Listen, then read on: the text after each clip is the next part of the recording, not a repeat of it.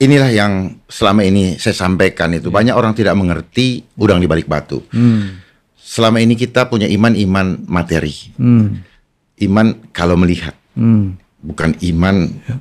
Kita, firman Tuhan mengatakan apa? Aku percaya bukan karena melihat. Nah, hal yang tidak kelihatan itulah yang tidak disadari bahwa di alat ini itu frekuensinya mempengaruhi mekanisme sel di dalam tubuh. Dia mengirimkan signal sehingga hormon dopamin itu keluar berlebihan. Mohon maaf ya, untuk orang dewasa, ibarat orang onani, dia keluar tidak normal. Dia keluar bukan karena alami, tapi karena dipacu oleh signal atau radiasi lah orang bilang itu. Kenapa demikian? Itulah kenapa medsos itu adanya di mana? Di handphone kan? Handphone itu disebut apa sebenarnya selama ini? Cellular phone. Pernah nggak kita bertanya, apa latar belakang kenapa mereka bilang cellular phone? Yang berbahagia ialah mereka yang mendengarkan firman Allah dan yang memeliharanya. Dia mengcopy paste bagaimana sel tubuh manusia itu berinteraksi dengan signal. Baik, signaling. Makanya orang bilang signaling. Jadi ketika kita ovum dengan sperma ketemu, itu menjadi sel telur. Nah, sel telur ini membelah. Ya, istilah medis yang dibilang mitosis. Nah, pada saat dia membelah seperti inilah, signalingnya, mereka berhubungan dengan signal. Makanya di dalam tubuh manusia ada 50.000 triliun sel. Wow, 50.000 triliun sel. Gitu. Begitu banyak. Gitu.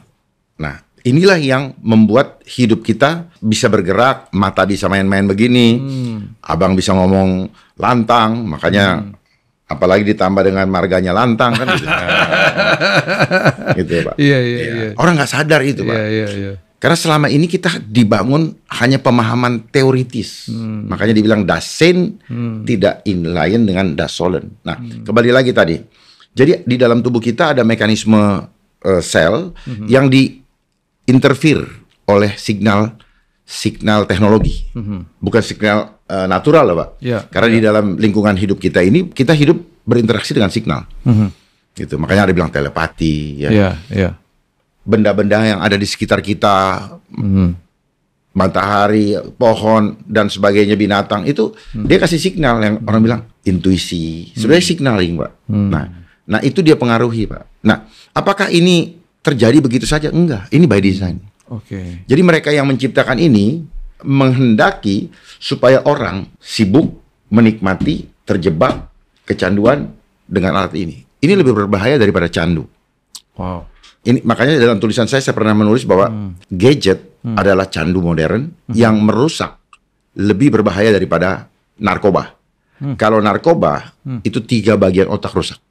3 bagian otak rusak. Kalau ini 5 bagian otak rusak. Ini 5 bagian otak rusak.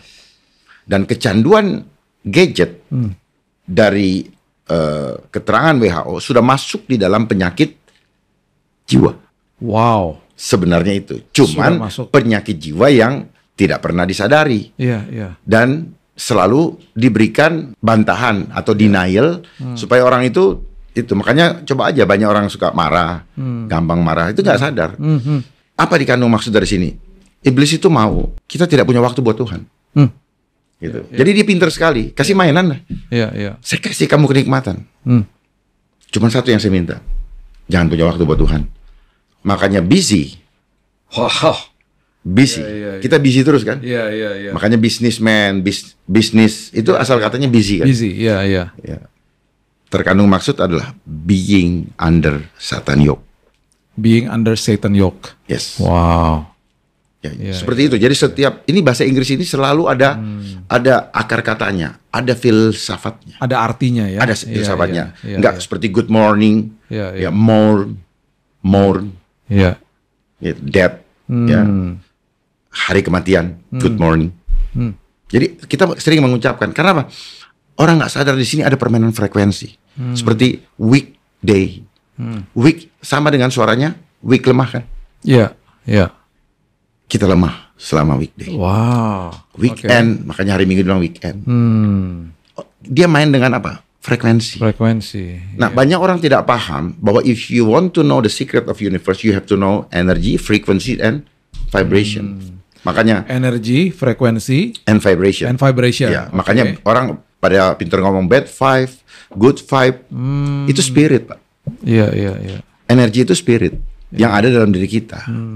Kekuatan spirit. Iya, iya, iya. Kita nggak paham saja. Karena apa?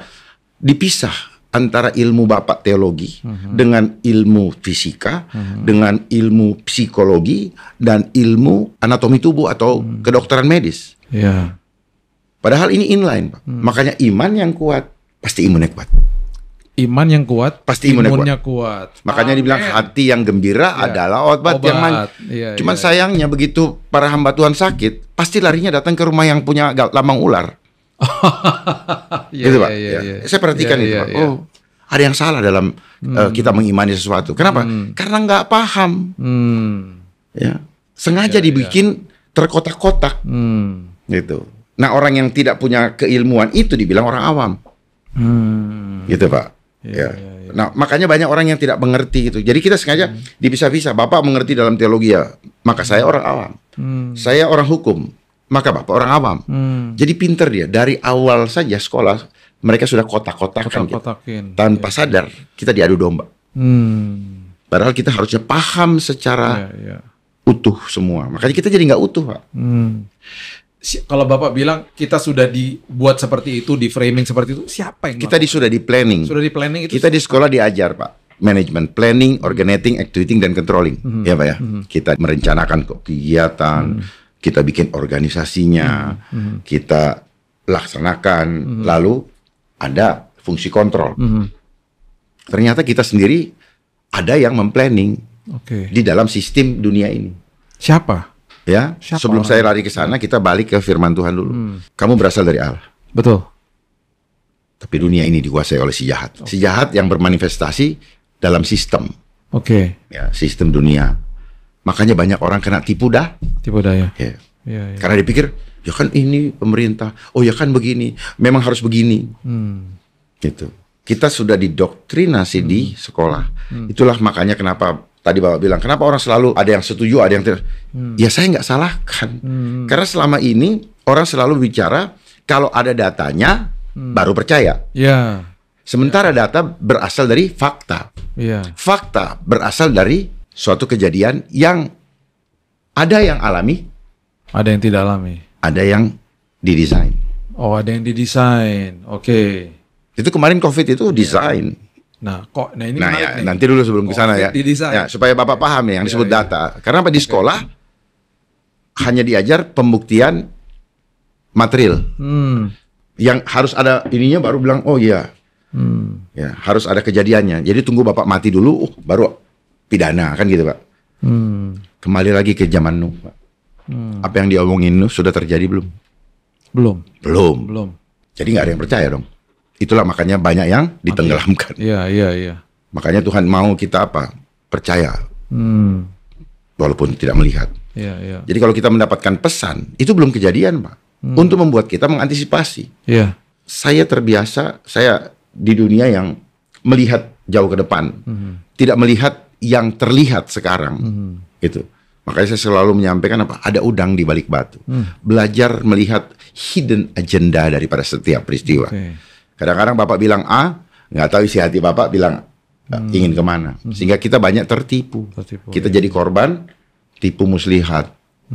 Mestinya kita melihat, karena kita ketipu, kita nggak bisa melihat. Ya. Jadi kehidupan kita ini penuh dengan ilusi, Pak. Termasuk Bapak melihat warna. Iya, iya. Itu karena Bapak punya spektrum di mata Bapak yang melihat bahwa warna rumput adalah hijau. Tapi anjing beda lagi. Iya, iya. Dia melihat rumput, dia lihatnya beige. Karena spektrumnya dia. Jadi tidak sesuatu itu belum tentu dia merupakan sebuah kebenaran di depan kita. Walaupun mungkin kita lagi melihat mungkin itu sepertinya soalannya baik-baik saja. Itu kan tergantung persepsi. Tergantung persepsi. Ya, jadi we are victim of perception. Jadi kita bukan korban genetik, Pak, sebenarnya. Itu doktrin. Oke. Actually we are victim of perception. Perception. Oke. Gitu. Oke. Jadi yang ini keturunannya penyakit jantung, ini keturunan gula, itu persepsi. Gitu. Bukan kita korban dari victim of persepsi tadi, bukan genetik. Cuman kalau bapaknya tukang minum gula, ya otomatis anaknya disuguhin nurun kan, Pak. Jadi bukan keturunan, Pak. Pola hidup aja karena persepsinya. Nah, tapi kan pasti ada orang bilang begini, bagaimana saya bisa tahu kebenaran yang sebenarnya dari semua kebanyakan informasi yang ada di depan mata saya. Nah, itu gimana kita bisa pilah-pilah ini benar atau tidak, ini kemudian apa yang harus saya lakukan dalam, apalagi waktu kemarin kita ngalamin COVID misalnya. Nah, itu gimana, Pak? Pandangan Bapak? Siapa pusat kebenaran? Yesus, Tuhan. Ya, Alkitab. Ya. So, saya pertanyakan, selama ini kemana aja? Kenapa saya sampaikan begitu? Saya tadinya tidak mengerti, tapi begitu peristiwa COVID, permainan COVID buat saya itu ya, karena saya sangat menentang itu, saya melihat ada sesuatu yang aneh. Ibrani 10 ayat 25 mengatakan apa? Menjelang kedatangan Tuhan yang kedua kali. Jangan menjauh dari tempat peribadatan. Beribadah, ya. Kenapa dilarang gereja? Kenapa dilarang ibadah? Berarti dia tidak punya power. Dia takutnya sama manusia, Pak. Gitu. Ya udah mati is mati. Cuma jangan mati karena ketakutan, Pak. Matilah karena iman. Matilah karena keputusan imanmu, bukan mati karena ditakut-takutin. Yang nakut-nakutin kita, dia juga bisa mati. Lu ngapain percaya? Kita tidak percayakan penuh, Pak, bahwa hidup mati saya ditentukan bukan oleh COVID, tetapi oleh Dia yang menghadirkan saya. Dan hanya Dia yang bisa memfix saya, memperbaiki saya. Hanya Dia yang bisa menyelamatkan saya. Itu yang penting, Pak. Coba kita lihat, tidak ada satu pemimpin Nun ketika itu mengatakan, jangan takut, ada Tuhan. Takutlah begini. Ditakut-takutinya apa? Pakai aparat, Pak. Akhirnya, bagi orang yang sudah sadar, tetap aja terjebak. Mau terbang harus ikutin ini. Supaya masuk ke dalam aplikasi Peduli Lindungi. Peduli Lindungi, Maknanya apa? Lu kalau nggak peduli, gua nggak lindungin. Gitu. Kalau nggak peduli, gua nggak lindungin. Mau masuk mall pakai syarat begitu, hebat nggak tuh? Hanya dengan administrasi saja, Pak. Banyak yang gugur, Pak. Menyerahkan tubuhnya untuk dimasukkan sesuatu yang dia sendiri tidak tahu. Bahkan yang masukinnya sendiri juga tidak tahu. Jadi ada permainan di balik ini semuanya. Itu, Pak. Karena apa? Seperti ini. Kita lihat ini kan bening, Pak. Bapak tahu nggak ingredientnya apa? Kok percaya sama dia, Pak? Tubuh kita ini cerdas. Kita bisa tahu ini bagus apa tidak sebenarnya. Nah, itu yang tidak dibekali selama ini kita dalam hidup. Ketika saya pegang ini, saya tahu bahwa it's not good for me. Tubuh kita tahu. Nah, itu yang perlu dilatih. Supaya kita peka. Saya ini jemaat bodoh, Pak. Cuma saya pegang kepada firman-firman yang sudah pernah diberikan oleh mereka kepada saya. Di Kejadian 2 ayat 7 mengatakan manusia diciptakan dari debu dan tanah. Kenapa takut sama debu, Pak? Betul, Pak? Debu dan tanah, tapi takut sama debu. Manusia itu ditiupkan nafas kehidupan. Di mana, Pak? Di lubang hidung. Lubang hidung, iya. Dan manusia itu menjadi makhluk hidup. Nah, kenapa disuruh bungkem? Nah, iya gimana? Itu simbol, Pak. Secara spiritual kita menolak kuasa Tuhan. Bapak jago, gagah gini, badan begini karena ada nafas, Pak. Ini hanya daging Bapak. Itu hanya nafas. Kalau nggak ada nafas, Bapak, kita habis lari-lari, pasti mulai agak tundukin badan kan. Gagah kita karena nafas, Pak. Karena Bapak pakai suara Bapak lantang begini karena apa? Pakai the breath of God, Pak. Bukan pakai apa-apa. Saya pernah ngerasain ketika kena kanker darah itu kan pengantar oksigen, Pak. Jadi saya nggak bisa napas. Jadi saya menghargai yang namanya bisa nafas tuh sesuatu yang sangat anugerah. Oleh sebab itu, mulai sekarang jangan pernah cari oksigen di luar. Oksigen itu ada di situ, ada di darah. Di mana DNA. Makanya orang kalau stres kan, inhale, exhale. Berarti apa? Ketika kita tarik napas itu kita narik kekuatannya dia. Gitu. Makanya orang boom, powerful sekali kan. Nah, ini orang nggak sadari, Pak. Orang pikir ya napasnya ini ada sesuatu, Pak, yang keluar dari napas ini. Makanya rumah yang tidak ada manusianya, artinya tidak ada nafas hidup. Langsung apa jadi apa? Banyak rayap, Pak. Artinya di situ ada kekuatan. Iya, iya. Bapak punya doa, itu ada kuasa karena ada nafas di situ. Itu tuh keren nih. Tempat di mana kosong pasti ada rayapnya, benar. Ya, karena tidak ada nafas hidup. Iya. Terus Nggak banyak ada- hantunya nggak- Pak kadang-kadang. Ya, itu udah pasti, Pak. Udah pasti, Ya, udah ya, pasti. iya. Kenapa laki-laki ketemu dengan perempuan atau orang ketemu, dibilang, "Oh, chemistry." Karena nafas, Pak. Ini kunci, Pak. Kunci Iya, hidup. iya, Makanya di dalam Ayub, aku akan mengembalikan nafas kepada yang maha tinggi. Iya. Artinya apa? Ini adalah nafas yang dikasih. Dan yang menentukan hidup kita ini nafas. Saya mau bagikan apa? Jangan pernah mengkultuskan sesuatu yang menyebabkan saya mati. Saya mati di tangan Tuhan. Selesai. Iya. Itu firm iman. Iya. Ya, mohon maaf, ini ada kayak gini. Iya. Saya begini. Saya tidak akan mati kalau Tuhan belum. Ini kan saya. Iya. Ini mindset, Pak. Iya. Nah, ini mindset inilah yang selama ini dibangun. Oh, kita harus berhikmat. Berhikmat cuma satu. Sesuai dengan ajaran Pak Lantang kepada saya. Permulaan hikmat adalah apa? Takut akan Tuhan. Selesai. Iya. Nggak pakai teori, Pak. Iya. Betul ya, Pak ya? Iya. Dan dari hikmat kita akan mendapat pengetahuan. Itu, Pak. Jadi sekarang orang kita pertanyakan, sebenarnya lu takut sama Tuhan atau kagak? Kalau lu kagak takut sama Tuhan, maka lu takut mati. Iya. Karena takutnya sama uang, Pak. Jangan menghamba kepada Tuhan. Selama ini kita di sekolah, Iya. kita gagah kalau ada duit, betul? Iya. Karena kita berpikir bahwa kita bisa makan kalau ada duit. Itu framing yang dibuat kepada mindset kita, Pak. Padahal Tuhan udah kasih tanah. Yang Tuhan inginkan adalah nikmati, kuasai bumi, tanam apa, tumbuh apa. Bukan cari kertas tadi, Pak. Iya. Kenapa orang cari kertas? Karena ada angka. Ada angka. Dari mana kita kenal angka? Dari sekolah. Konsep sekolahnya udah nggak benar. Homo homini lupus, Pak. Manusia menjadi serigala manusia yang lain. Indikator kesuksesan itu adalah angka. Jadi orang kejar angka. Iya. Makanya tadi statistik yang dibilang, oh sekian gini, angka. Tidak selamanya benar juga.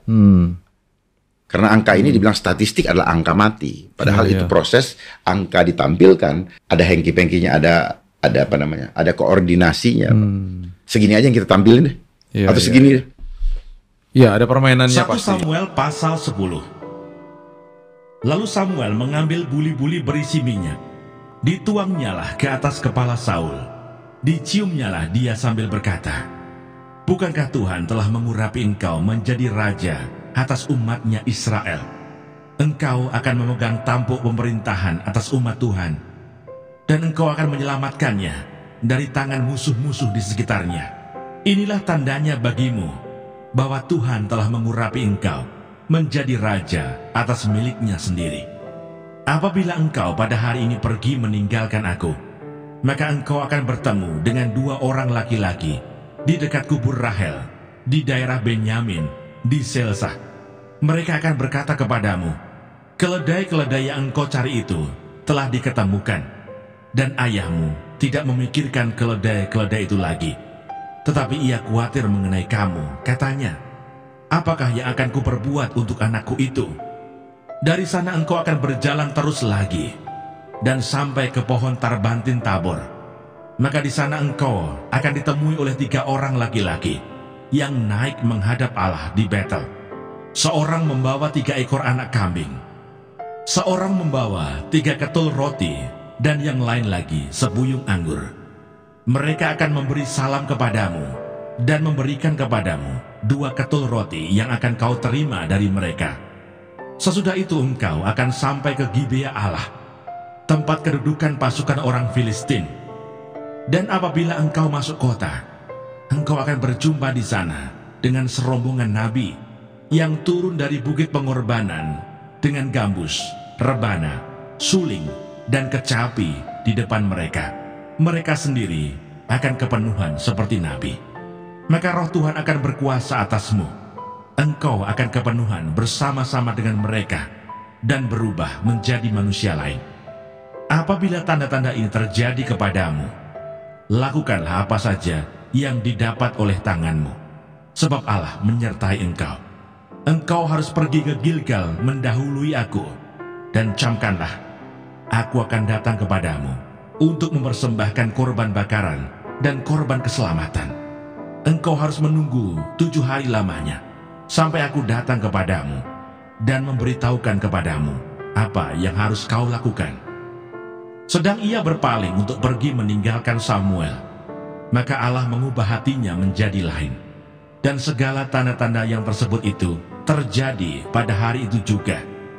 Ketika mereka sampai di Gibea dari sana, maka bertemulah ia dengan serombongan nabi. Roh Allah berkuasa atasnya, dan Saul turut kepenuhan seperti nabi di tengah-tengah mereka. Dan semua orang yang mengenalnya dari dahulu melihat dengan heran bahwa ia bernubuat bersama-sama dengan nabi-nabi itu. Lalu berkatalah orang banyak yang satu kepada yang lain, "Apakah gerangan yang terjadi dengan anak Kis itu? Apa Saul juga termasuk golongan nabi?" Lalu seorang dari tempat itu menjawab, "Siapakah bapa mereka?" Itulah sebabnya menjadi peribahasa, "Apa Saul juga termasuk golongan nabi?" Setelah habis ia kepenuhan seperti nabi, pulanglah ia. Dan paman Saul berkata kepadanya dan bujangnya, "Dari mana kamu?" Jawabnya, "Mencari keledai-keledai itu." Tetapi ketika tidak terlihat, maka kami pergi kepada Samuel. Kemudian paman Saul itu berkata, "Coba ceritakan kepadaku apa yang dikatakan Samuel kepada kamu." Kata Saul kepada pamannya itu, "Terus saja diberitahukannya kepada kami bahwa keledai-keledai itu telah diketemukan. Tetapi perihal menjadi raja yang telah dikatakan Samuel kepadanya, tidak diceritakan kepadanya." Saul menjadi raja dengan undian. Kemudian Samuel mengerahkan bangsa itu ke hadapan Tuhan di Mizpah. Dan ia berkata kepada orang Israel itu, "Beginilah firman Tuhan Allah Israel, Aku telah menuntun orang Israel keluar dari Mesir dan telah melepaskan kamu dari tangan orang Mesir dan dari tangan segala kerajaan yang menindas kamu. Tetapi sekarang kamu menolak Allahmu yang menyelamatkan kamu dari segala malapetaka dan kesusahanmu dengan berkata, 'Tidak, angkatlah seorang raja atas kami.' Maka sebab itu, berdirilah kamu di hadapan Tuhan menurut sukumu dan menurut kaummu." Lalu Samuel menyuruh segala suku Israel tampil ke muka, maka didapati suku Benyamin. Sesudah itu disuruhnyalah suku Benyamin tampil ke muka menurut kaum keluarganya, maka didapati kaum keluarga Matri. Akhirnya disuruhnyalah kaum keluarga Matri tampil ke muka seorang demi seorang, maka didapati Saul bin Kis. Tetapi ketika ia dicari, ia tidak diketemukan. Sebab itu ditanyakan pula lah kepada Tuhan, "Apa orang itu juga datang kemari?" Tuhan menjawab, "Sesungguhnya ia bersembunyi di antara barang-barang." Berlarilah orang ke sana dan mengambilnya dari sana. Dan ketika ia berdiri di tengah-tengah orang-orang sebangsanya, ternyata ia dari bahu ke atas lebih tinggi daripada setiap orang sebangsanya. Dan Samuel berkata kepada seluruh bangsa itu, "Kamu lihatlah orang yang dipilih Tuhan itu, sebab tidak ada seorang pun yang sama seperti dia di antara seluruh bangsa itu." Lalu bersoraklah seluruh bangsa itu demikian, "Hidup raja!" Kemudian Samuel menguraikan kepada bangsa itu tentang hak-hak kerajaan, menuliskannya pada suatu piagam dan meletakkannya di hadapan Tuhan. Sesudah itu Samuel menyuruh seluruh bangsa itu pulang masing-masing ke rumahnya. Saul pun pulang ke rumahnya ke Gibea, dan bersama-sama dengan dia ikut pergi orang-orang gagah perkasa yang hatinya telah digerakkan Allah. Tetapi orang-orang dursila berkata, "Masakan orang ini dapat menyelamatkan kita?" Mereka menghina dia dan tidak membawa persembahan. Yang berbahagia ialah mereka yang mendengarkan firman Allah dan yang memeliharanya.